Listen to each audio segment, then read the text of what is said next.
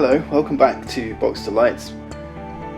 The designers of Legend Untold have said, keep hold of the prototype, so that, because I was enjoying it so much, and I think because the viewers were liking it, I thought I was going to send this back, but I'm going to keep hold of it for a bit longer, and I'm going to show you this adventure continue. They also graciously advised me on some of the rules that I got wrong, or things I missed. So let's start there. The main thing is, these guys are discarded. The main thing is, when I pushed through this barrier, this squeeze ascent, I didn't push through it, I failed, okay? And then I continued to see what was beyond that barrier. As it goes, I failed. So, if you fail one of these barriers, you basically have to go back. Now, if you remember the story, we came out of this start location, we crossed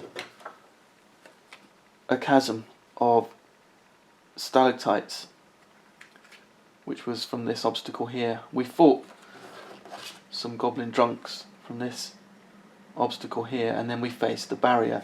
Now these icons up here, these are temporary events, okay? Once we've crossed the chasm, we found a way across. We don't have to find another way across, okay? We know how to get back and forth.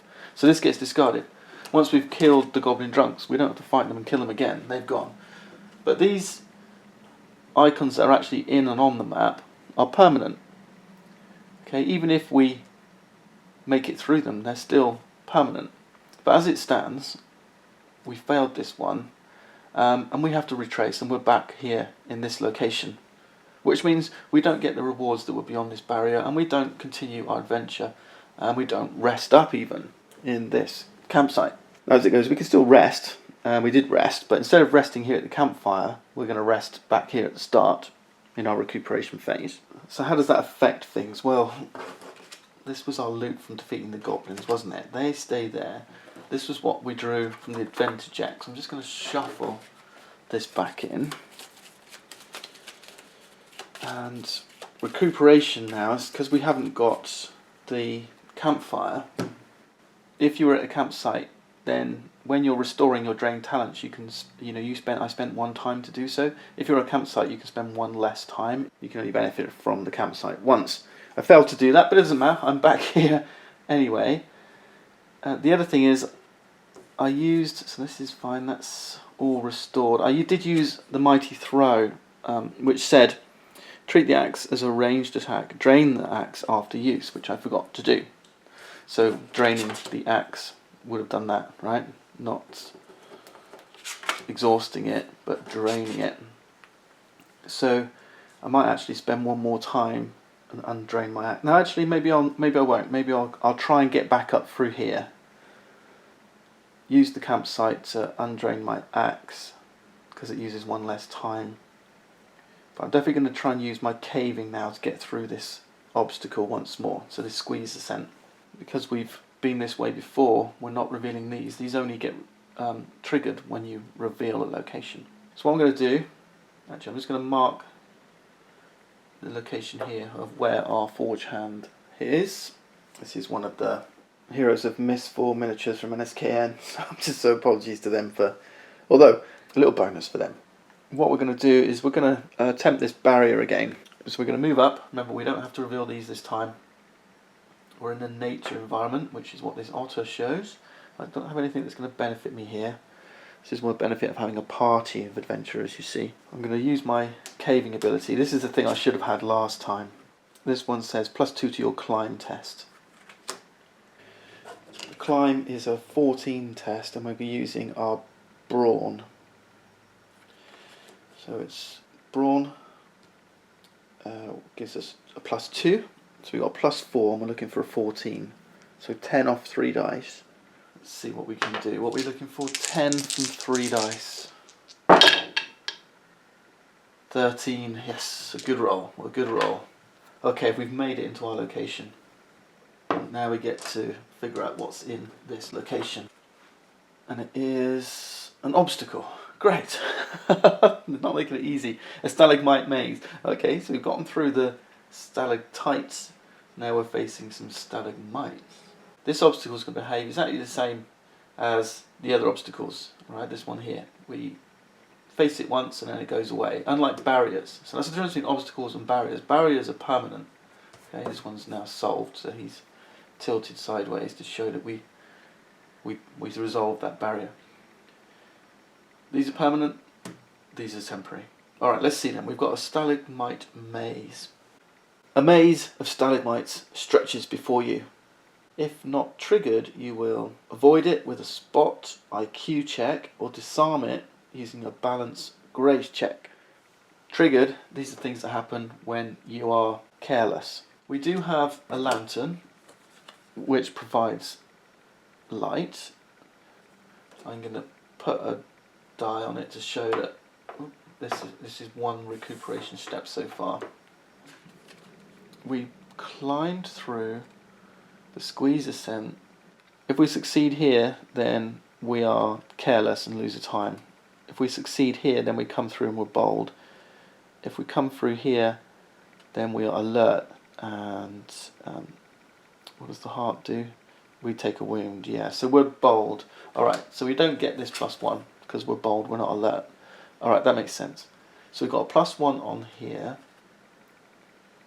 We can either spot it or try and disarm it. If we disarm it, we use our grace. Our grace is only 1. We've got nothing here to help us. So let's try and use the avoid. It's going to use our IQ. Our IQ is also 1 versus 14. But this test doesn't actually matter. If we succeed or fail, we lose a time. We just try and avoid it. We find a way around it. If we disarm it and we fail, we lose 2 times. So I would be 3 dice. My grace is only 1. I've got a +2. So I'd need a 13 from 3 dice. Now I don't fancy that. Let's avoid it. We're going to avoid the stalagmite maze. Let's discard it. Oh, hang on. I do have this. This is the geology mastery. I have a geology mastery, which means I get that 4th dice. So I could roll 4 and choose my best 3. I'm still looking for 12. Maybe that's better. 3 4s. Okay, let's try it. Let's try and disarm the thing.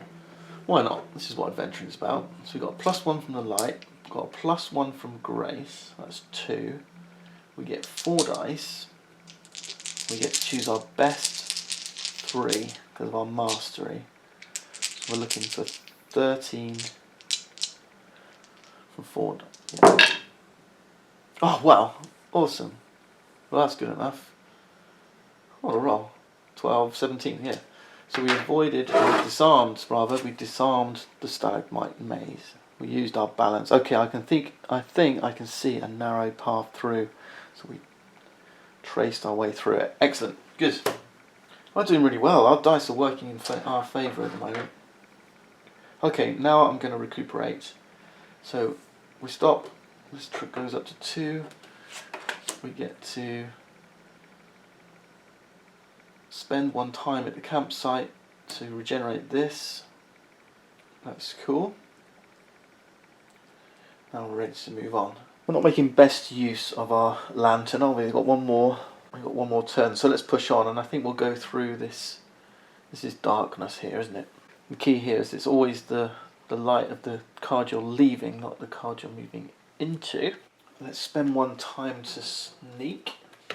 Draw our location. Let's see where we go. We got 3 dark exits.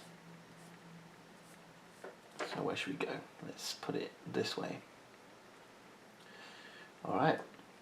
We've come through the darkness, but we're carrying a torch, which isn't going to make it easy to sneak. So we're going to use the brightness here of 14 to see if we've been able to sneak in here. No, we haven't, so that's alright. There's nothing much here. We've got an 8. Even with our +2, we're nowhere near that. Let's start by resolving these icons.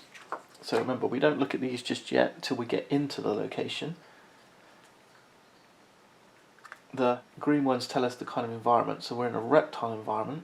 And if I look at the cave hazards, what you'll see is that we have some flooding. The party's in a location with this icon, or that has a barrier with this icon. When flooding triggers, then lose a time. So we've got to look out for events. We don't want to be here. This location is prone to flooding. Okay, then we've got this next icon. This one is the discovery. So we're going to draw from the adventure deck until we find a discovery. Let's see what we get. Goblin youths, that's foe, discard. Captured merchant. Okay, this is a discovery. And it's an encounter. It says, we're met with the sight of a man in chains. I escaped the guards, but I need to get out of here. We're going to test our leadership. We're going to use the will. We've got a will of 2, I think. +0 or coerce with will -2. Starting at the bottom stage, +3 if you can pick the lock on a pro versus 14. Okay, so we can try and break his chains. There's the etiquette and lock-picking masteries. I don't have either of those, so they're not going to help us. But let's certainly try and do this probe and pick the lock. We haven't got any masteries to help us in the environment. Our touch is 3, so 3. We're looking for 14. So it doesn't matter if we use lead or coerce, we've got nothing to help us with either of those. Yeah, let's just try and do this. Just try and pick this lock first. 4, 5, 6. Yeah, so no good there. So let's use will. Our will is 2. So it's interesting. Okay, so a staged test. The way these work is like this. We didn't pick his lock, so we didn't get our +3. We start at the bottom. I'm better off on my own, and he clatters away. Now, if we want to go up to this next stage, we have to roll a 10 to move. You see how it's between these two stages? We roll a 10 and we get up. And then if we want to, we can stop there, or push our luck and try and roll a 13 on our second roll and get up to the next stage. And if we want to try and push right up to the top, a 15 and get to the top. If we fail on one, we drop down a level and then you have to stop. So it's a risk, it's a little bit of push your luck. So we're going to do a will test and we need a 10+. We haven't got any bonuses at all, have we? We've got a will of 2, so we need 8. 8 off 3 dice. Okay, we're good. Right, so I don't trust you. The merchant refuses to join you, and we lose a time. Or we can go up and push for 13. Let's do that. 13, we're starting with 2. 4, 5, 6, 7, 8, 9, 10. Yeah, we failed. We failed that time. So better off on my own, and he clatters away. And we lose a time. Alright, so that's it. We've done our encounter. Now we're in here. No barriers, anything like that. Now we have a search icon we can explore. We don't have to, but we can. And we can do either a quick search, draw a card, see what's there, or a careful search. A careful search seems like a good idea. A quick search means we're careless in our search. Alright, so any encounters, traps, obstacles, that sort of stuff that we encounter, we're going to be careless with. A careful search means we'll be bold, but it's going to cost us 1 time. Well, let's do it. Let's go in careful. So I'm going to spend 1 time. Now, it's my last time, so I have to turn it over, and then we trigger this event. Once this is finished, then we can carry on. So events are in the bottom right. It says make a charm, persuade versus 14 test to befriend the Molog. Okay, so we've got this creature called the Molog appearing. Otherwise you are at -3 for scouting the next location. And it also says all locations with the activated barriers, so any B barriers, we don't have any, become flooded. Alright, well this is flooded anyway, so there's no flooded, there's no Bs. What we're looking for is a B in these things here. Okay, so we want a persuasion versus 14. So our charm is 1. Yeah, this is going to be tough. Got any masteries over these beasts? No. Animal kin, I think it is. 9, 13, 14. We did it! Phew, we befriended the Mollog. We don't lose our scouting. Excellent. This event is removed from the game.